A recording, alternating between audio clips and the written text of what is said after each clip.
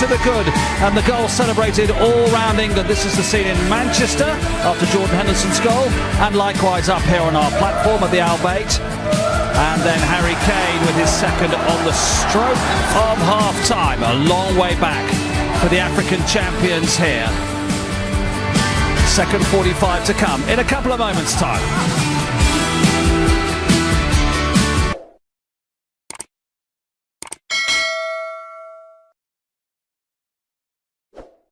Minutes. That was quite worrying from England's point of view, but then Jordan Henderson pops up with his third goal for England in his sixth major tournament. England were a team transformed, and with the last action of the half, Harry Kane smashes his side into a 2-0 lead, a long way back for Senegal now, and a completely, Ian Wright, transformed atmosphere on this platform and amongst all the England fans around the stadium. Yeah, it was worrying for about 35 minutes. You know, I thought that like we thought they would, they pressed us very well.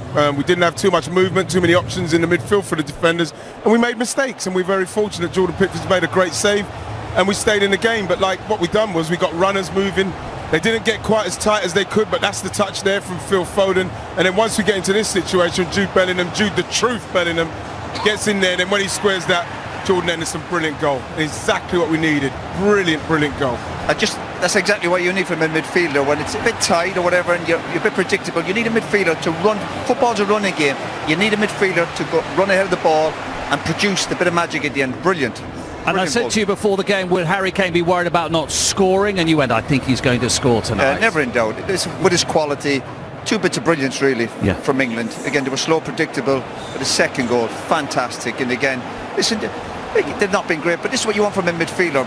Brilliant, powerful, strong, anticipation, strong, and then can he do something at the end, right foot, then lays it off with his left, forward and brilliant, a little bit of luck, slight deflection, and game over with this. Kane, listen, the dream chance he wanted. Again, we've said he's probably looked sluggish even in this half, but once he got that chance, I bet you couldn't believe it. One-on-one with the goalkeeper, never in danger. He was missing this, never.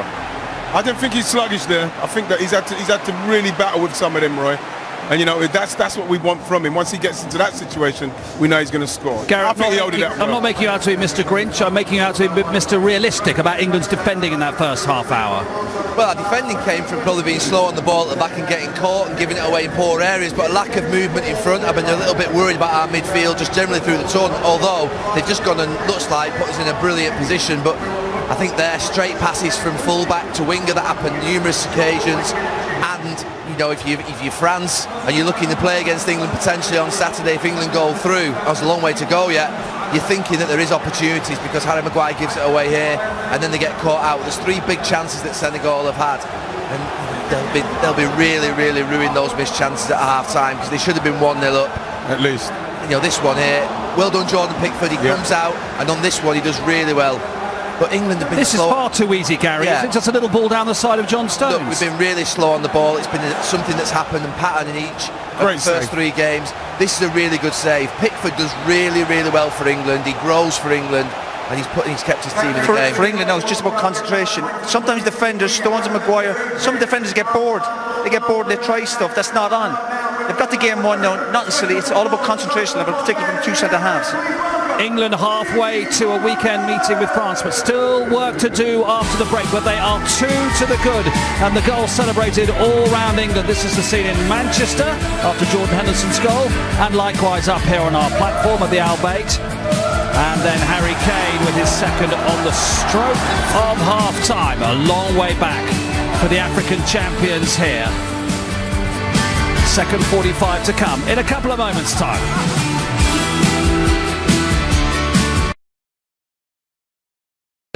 But you're talking about that level. If we don't make Phil Foden work as a project for England, we might as well all pack in. This is something sensational. And honestly, I think he can go on, and he's got that little bit of devil about him as well, which is absolutely critical. Can I throw Chris Waddle's name in there as well? Waddler's got to get thrown in there. I didn't play with him. Yeah. No, he's certainly got an edge to him. Listen, he's had hassle before with the England squad. Garrett, remember, in Iceland, so he's got an edge, which all top players have. Yep. And he's just consistent. He affects games. He's playing at club level for Man City, one of the best teams in the world. You look at the trophies he's won, he affects games. But But obviously I'll go back to Garrett's situation. He's got high-class problems trying to fit these players into his team, but he's got to get the balance right, of course. And all those trophies he's won is a really good thing because he expects to win, doesn't he? How important is that? Not everybody in that team has won. Of course not, and that's what you bring to the party. He sets high standards. He's used to winning big football matches. So this idea the last week where people saying he's got to play, there's still plenty of time to have an effect in this World Cup. We saw in the last game, and I'm pretty sure over the next week or two we'll see the qualities right in front of us because he affects games. That's what the brilliant players do, and he is a brilliant player. Simple as that. Matt, you mentioned about him winning trophies, won 9 major trophies, won 4 Premier Leagues. And there'll be people who say, yeah, but he plays for Manchester City with great players. Pep Guardiola gave him a hard time on the way in. He didn't give him an easy ride. He made him work for his place. And to be surviving that team alongside the players he's playing against, you have to be exceptional. And the thing is, you look at it, the only thing that's missing off his roster now is a senior medal at England level. He's won the World Cup and the Champions League at 22. So it's all there for him. And, he's at the right stage for himself now. Both those attacking players are predominantly left-footed, aren't they? Saka and Foden. How's that going to work out? Well, the thing is, we're looking at 2 players like Saka. If he comes deep, he could turn and run at people. You want to keep some width. I thought that was very good for us the other day. Foden being on his natural side and Sterling Rashford being on his natural side. But I think that they're both capable of, with the players coming around them, outside them, they're probably coming inside, beating players, and hopefully Harry Kane will be there to finish. And they may need to make those runs for when Kane does drop deep, don't they? There's no point Kane dropping deep, turning, and seeing that nobody is making those sort of lateral runs. No, the success of Harry has to be that he has 2 players either side of him, close to him, running past him. And that's maybe why Roy mentioned before about Henderson being a little bit more solid in midfield, which means those 2 are actually alongside him, can play higher up. Absolutely. The thing, Roy, is that international football is increasingly a game of chess, isn't it? And you need to be able to move the pieces around the board, and that's how you do it, by taking a man on, by trying to pass through the lines. Yeah, of course, and that's why sometimes you have to be patient. That's why we see a lot of goals now in the second half, particularly the impact of players off the bench. Harry Maguire's had a steady World Cup. 2 of the games I thought were very easy for England. Big test for Harry is tonight. And if they get through the next game where you're coming up against more quality players, particularly with pace in behind, that's the big test for him. No one's ever doubted the type of lad he is as a character. He's obviously a good lad, but at this level, if you make mistakes like he has done, you'll be found out. He is still building his sort of performance levels up brick by brick. I think game by game, this is another step up for him. Senegal are a far better team than the ones we've played so far, so it's important for Harry tonight to get through it. But it's interesting that Gareth has become more of a comforting figure for him than his club, and that's not always been the case. You mentioned David Beckham before. Players used to have to go back to their clubs to get comfort. England was sometimes very, very tough, but you've seen how Gareth's handled the Ben White situation, the Raheem Sterling situation. He has compassion, they believe in him as a leader. I think that's where Harry gets comfort from here. And he obviously gets comfort from John Stones. They're very good friends. They played against each other and with each other from an early age. And you can see at the end of a Manchester derby, they're all high-fiving, each other. Yeah, the same you have to say with Jordan Pickford. That 3, they're very much a threesome in what they do. I think they're going to be under a lot of pressure today.